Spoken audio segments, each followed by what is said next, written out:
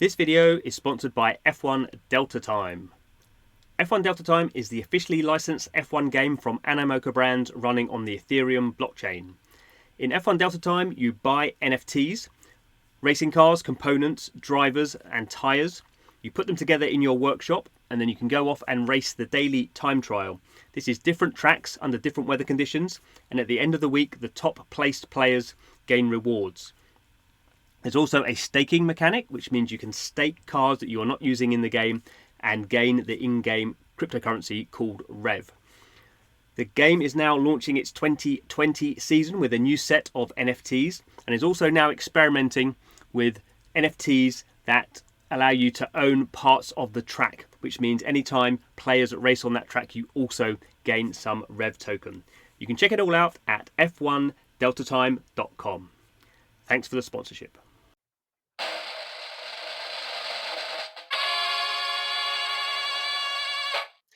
Hello and welcome to Blockchain Gaming World episode 83, and we are coming into the home straight of 2020. So for the next few episodes, I'm going to be kind of recapping the year with some of my favorite people in the blockchain game space. And first up, of course, is Jeff from Axie Infinity. Hi, Jeff. How's it going? Hey, John. How's it going? Yeah, thanks for the invite. So 2020 has been a pretty incredible year for Axie Infinity. Definitely in terms of kind of how I'm looking at the year and looking at the data. Not any question in my mind that Axie Infinity has been the blockchain game of the year. Not in terms of the growth. I won't comment on comment on which is the best game, but in terms of growth. So.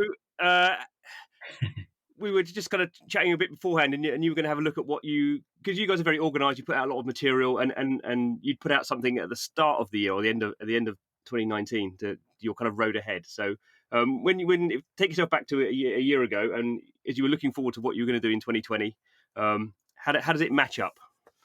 Definitely. So at the end of 2020, we had just released the alpha for the 2019. for the end at the end of 2019. We had just released a new alpha application. And yeah, it had gotten a very nice response from the community, but the usage was still very low. I think we had 500 downloads in the first week. And so yeah, I think so at the end of 2019, I'm just looking at our year-end review. We had three main goals that we laid forth, right? One was to start attracting mainstream users to the Axie universe.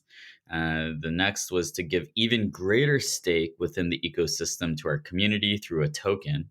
Um, and then the third was to solidify our position as a top user-facing blockchain application. So yeah, uh, I think we. Did, I think when I wrote those out, I thought it's gonna be it was gonna be a tough road, but yeah, I think I think we made great strides on all three of these. So one. In terms of attracting mainstream users, right? We're not at the huge numbers of a conventional AAA game, but we're starting to get into the tens of thousands at least in terms of MAU, monthly active users.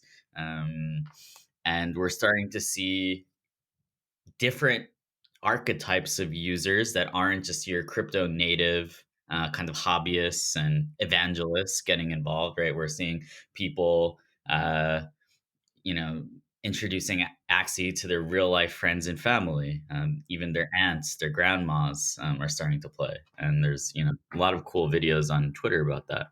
Obviously, yeah, the token has been a great catalyst. I think the thing that I'll highlight there is I think it was really interesting, launching that token, kind of introducing it at least to the world while already having a pre-existing product.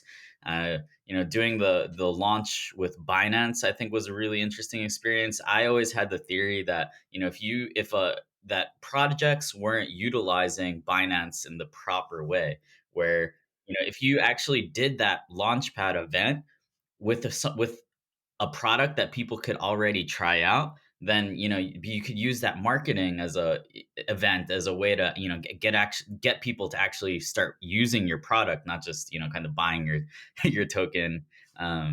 So I think that will be an interesting takeaway. People, I think you know, yeah, solid builders will start to see Binance as not just a way to a fundraising vehicle, but also a distribution channel, I think, for your product.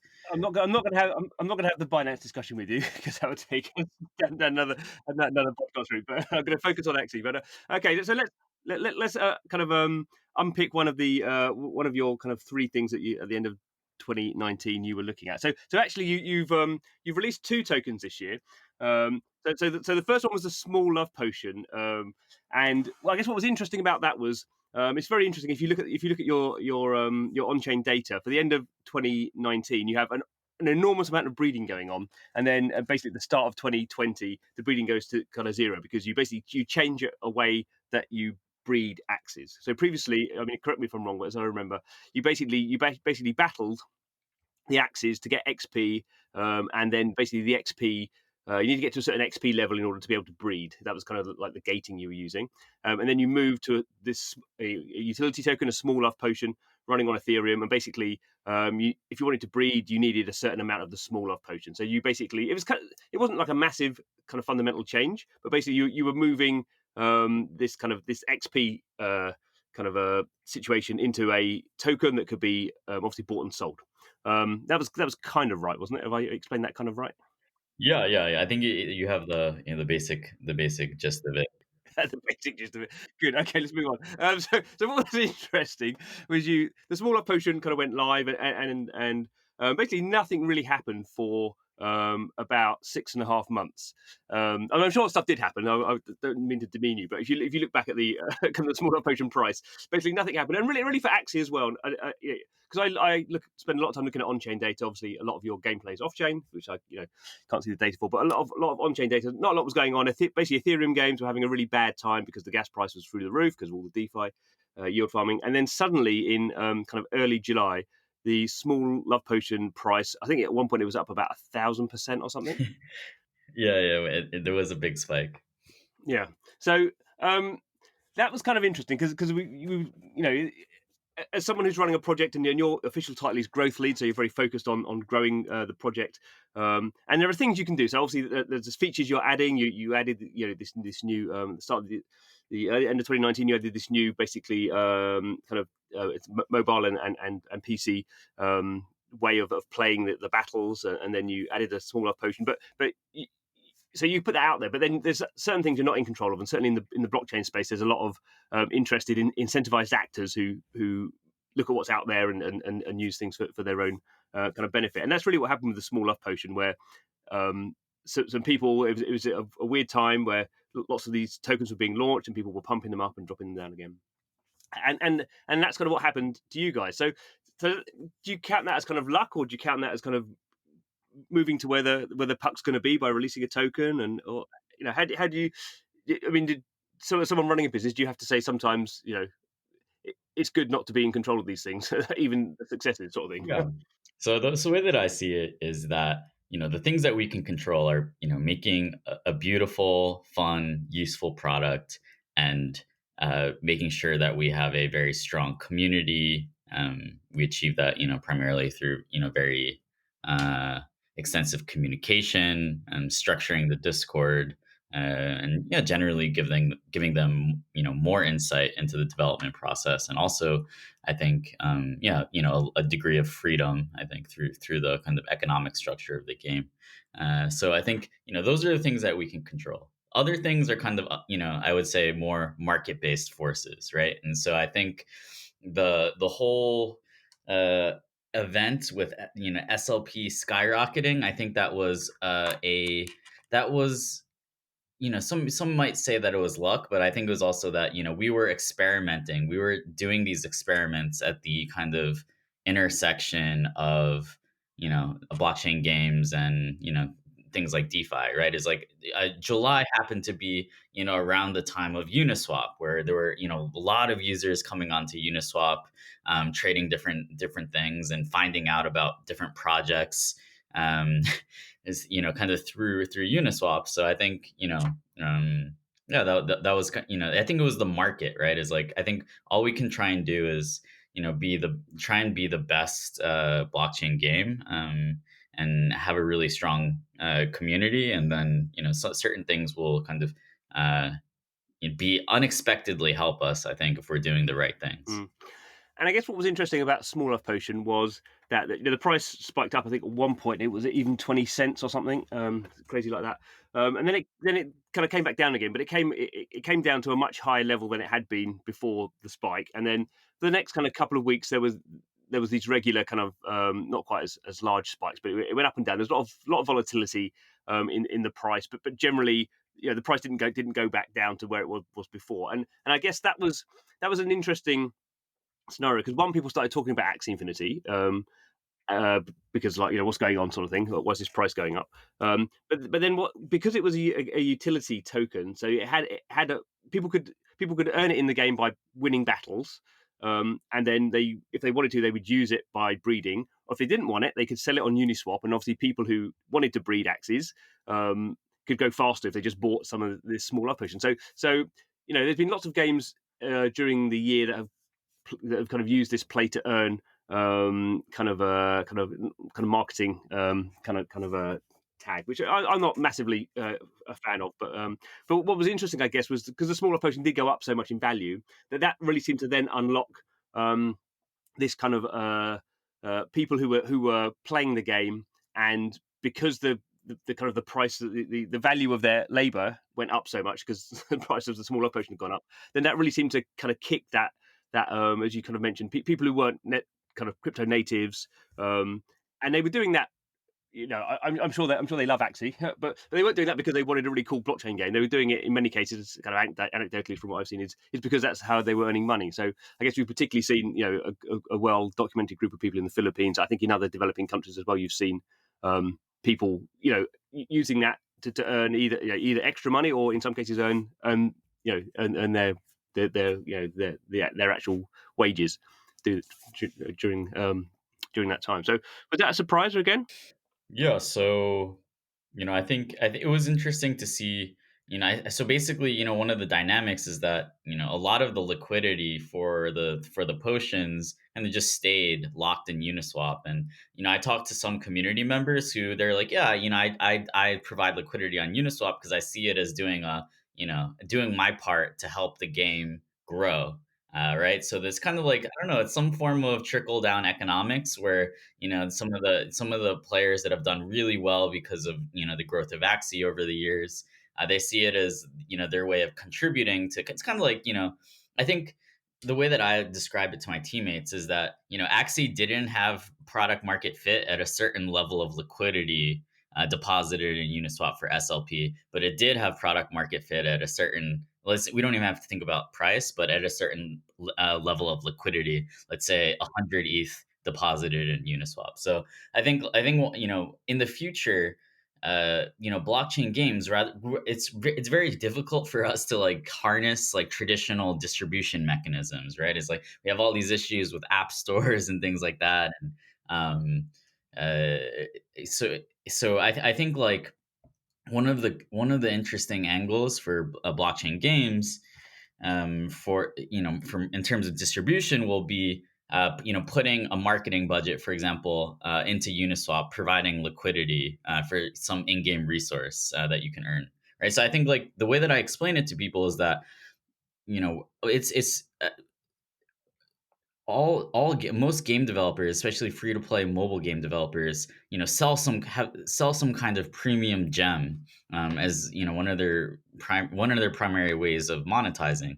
But in our system, we don't sell that, right? We don't we leave that market, the potion market, to our players, with the understanding that what we're trying to do is build a network, right? And um, I think like by leaving that as a peer to peer, like fully player based market, that creates I guess a concrete and easily understandable benefit for playing our game that can kind of transcend the typical Mm, audience. yeah. Yeah, no, I think it's a very good kind of refining of the point to say it's the amount of liquidity in there.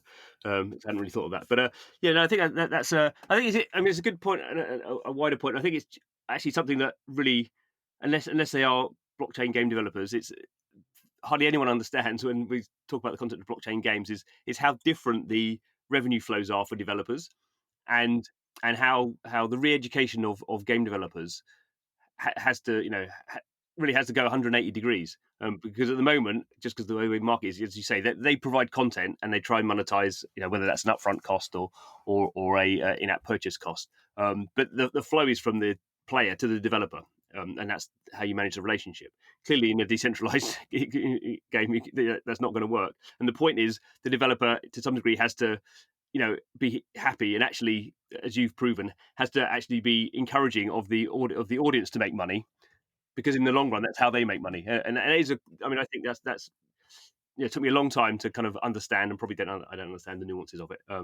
I think so. The way that I look at it is that you can think of it as us kind of creating a digital nation, right? Complete with its own workers, soldiers, and landholders, right? But the idea is that, we are acting as kind of a government where we just take a percent of the GDP. Right. So we're aligned with the entire ecosystem because, we want the GDP to increase over time because that's basically our monetization mechanism.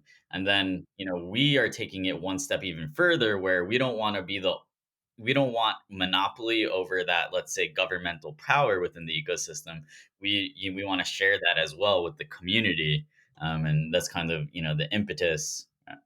Yeah, that's basically the rationale behind having this governance Yeah. token. Okay, so try and continue the narrative of the year. So we have the small love potion kind of pumps gets Axie noticed. People flow in. You then have this kind of, particularly in the year of COVID, we have kind of people in developing countries earning their livelihood through the game.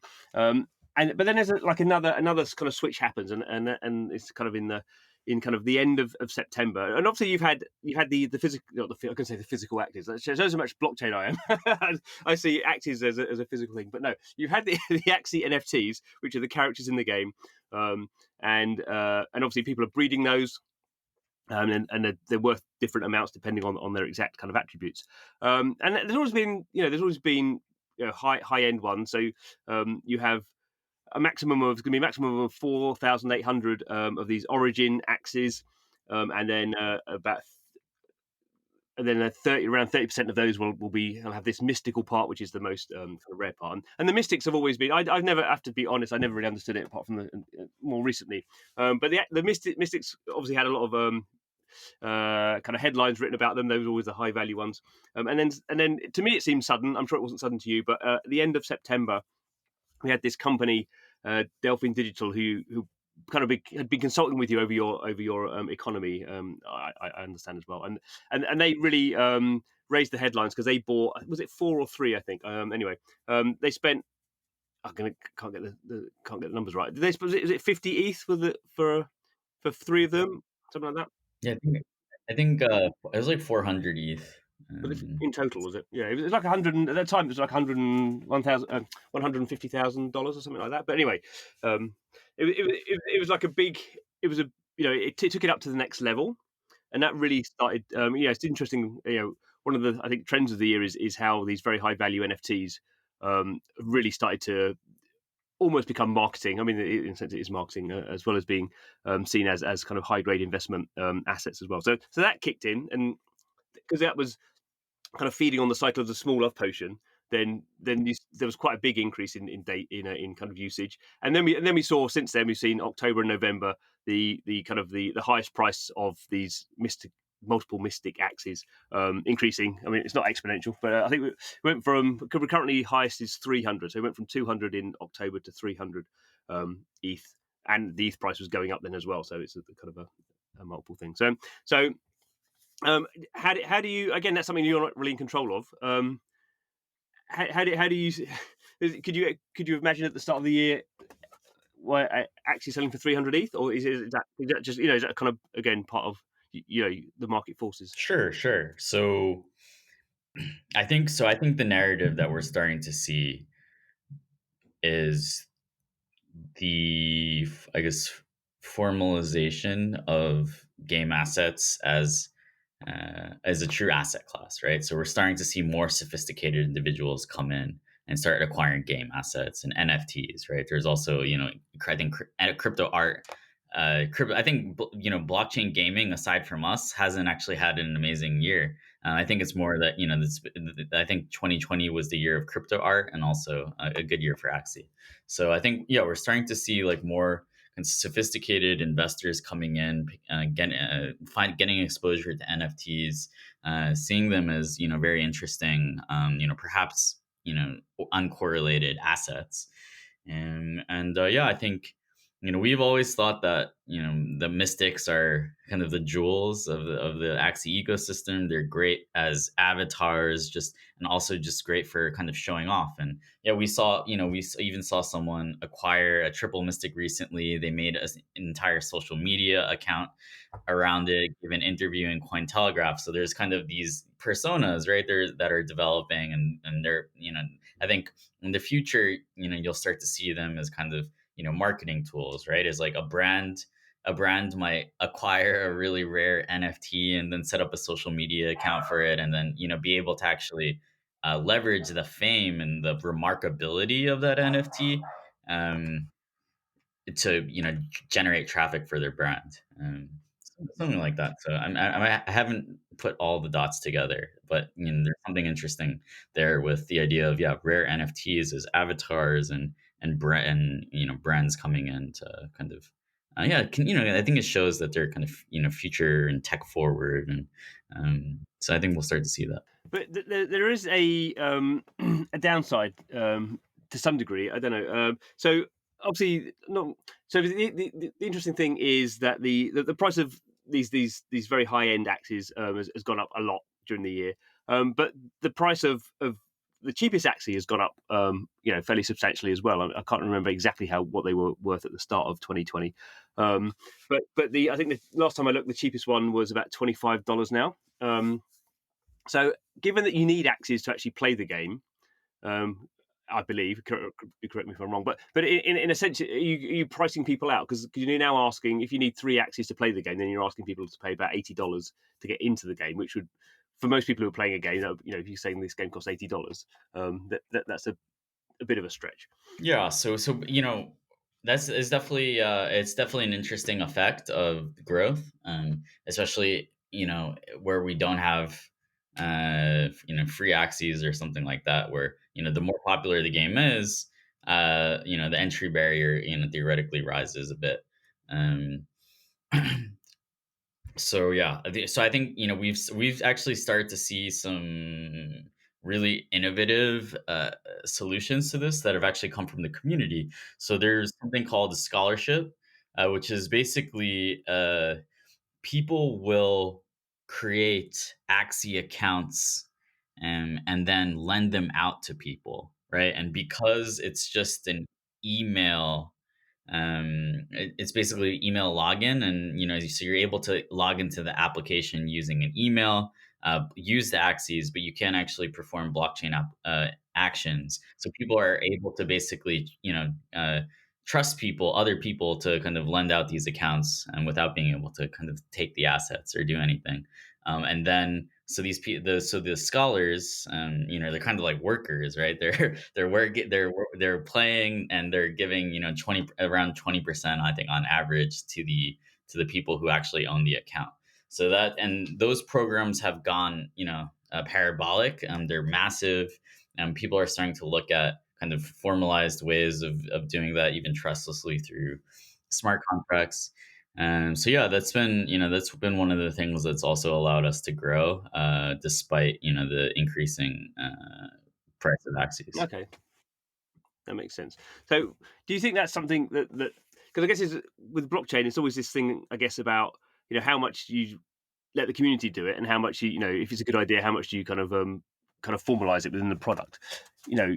Would that be something where you would think, yeah, we really we want to make it easier, so having a lending facility in officially in the game is a better way of doing that, or is it better to let the community find its own ways? Yeah, it's a fine line. So I think anything that's really important to the ecosystem long term, eventually we want to do it. And so yeah, I think something like that, for us to do it, requires it's a pretty big task.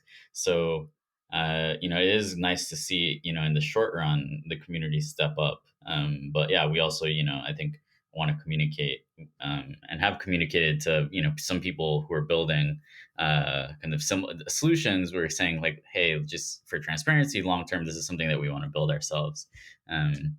So yeah, that's definitely it's definitely right, like an interesting dynamic, right? And so, crypto, a lot of it is about like, oh, like, third party contributions and things like that. But we also, as a team, we're kind of like, we're perfectionists in some ways, right? Like, we're kind of like, uh, we're like that restaurant where, they build their own furniture and their silverware in house, right? So we have that dynamic too, which I think confuses some people in the space as well, right? It's like, we haven't talked about like Ronin, and why are you building your own sidechain? Why are you building your own? Why do you have your own marketplace? Things like that. We often get questions like that, and we kind of see it as, we prefer to kind of handcraft things specifically for our users, which, I think has worked. And it's easier for us to say that, hey, this is our approach, and just for people to accept it. I think more recently, at least. Okay, so looking to the future, I mean, another kind of I wouldn't say big trend, but I don't think it's a big trend, but it is a clearly an accelerating trend. Is lots of blockchain games are launching land. I mean, obviously that's kind of happened for a while, but land as a another kind of NFT kind of class, a kind of obviously it has an idea of kind of permanence as we understand land in the real world, and obviously it also has this kind of strong idea of kind of cash flows or that sort of thing. We're starting to see that. So you guys, you've had land out for a while, but it's still. I mean, I think you've just launched something fairly recently. The kind of first probably alpha sort of approach of actually doing something with the land. Is that the next kind of big thing for you guys in kind of 2021 to kind of really kind of take what you've done on the Axie side, Axie NFT side, and then kind of put that together with this very strong idea of kind of permanence and yeah. Yeah, definitely. So yeah, we just released a demo for land, which I think has gotten very good response from the community so far. And yeah, it's just, kind of, it's pretty bare bones, but I think we had a plot design contest, for example, and people made some really amazing things, to show off. So you can kind of check those out on Twitter. But yeah, I think land is definitely a big part of our vision. I think it kind of kind of fits very well with the idea of a nation, right? Where, there are landholders, true stakeholders, and then yeah, I think this concept of, a game that's kind of a game that's a kind of mashup between things that everyone loves, like Stardew Valley, Animal Crossing, Pokemon. I think there's a lot of design space to be explored Mm, there as mm, well. mm. And more generally, how do you see the blockchain kind of space in 2021? Do you and then it's kind of interesting because this 2020 has been so weird, so unexpected in lots of different respects, and maybe blockchain, is something that is seen as a kind of reaction to some of the kind of societal trends. You kind of wonder if just everyone will be happy with everything just settling down next year and it being quite a boring year, or but crypto has its own kind of velocity. Yeah, I don't think it's possible to have a boring year, a boring year in blockchain games or boring year in crypto. I don't expect it to be boring. I think it might be quite manic, actually. So I think we'll see. Maybe this year might be the year of, like, distribution and scaling, right? Like, uh, people finally, nailing down some type of product that's potentially scalable in terms of users. And then, yeah, we'll probably see the rollout of, a couple of different solutions for, it's like either more Ethereum compatible or even like other layer ones that are, basically trying to uh, fulfill the needs of, hundreds of thousands, millions of users. So yeah, I think, I mean, people always say that, right? That's like, yeah, there's gonna be a lot of growth, but I think, we're starting to see that. Um, so yeah, I think that's, something to keep an eye on. Yeah, I think, there will be different projects that will experiment with, play to earn, having tokens, and uh, think that will also be yeah, a major trend. Do you think 2021 will be the year that we'll start to see what we could consider kind of traditional kind of game companies, um, kind of, I'm going to say finally taking a bit more of an interest, but actually, taking this kind of seriously, because it's there are the usual suspects that kind of there's everyone kind of cites Ubisoft with its incubator program, which is a serious program, but it's not Ubisoft proper, and it still seems to me interesting that there just is very little seeming even interest by the big game companies who've obviously had a fantastic year anyway.